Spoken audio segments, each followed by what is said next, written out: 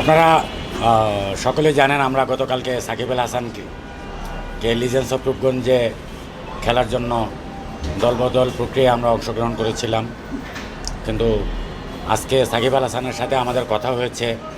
এখন উনি আমাদের কাছে একটা অনুরোধ করেছেন যে দলবদলটা আপাতত ওনার দলবদলটা স্থগিত রাখার জন্য।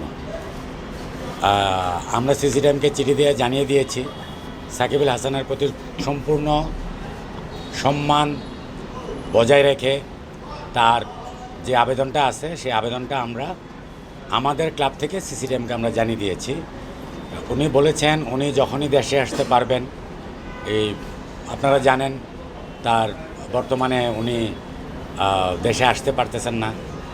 যখন আসবেন উনি আসলে উনি যেই টিমে গত বছর ছিলেন আমরা চেষ্টা করব। সাকিব আল হাসান আমাদেরকে বলেছেন যে ওই টিম থেকে মিউচুয়াল ক্লিয়ারেন্সের মাধ্যমে লিজেন্ডস অফ রূপগঞ্জে সে যদি আমাদের পক্ষে আবার ওই সময় খেলতে চায় আমরা ইনশাল্লাহ তাকে আবার পরবর্তীতে দলভুক্ত করব।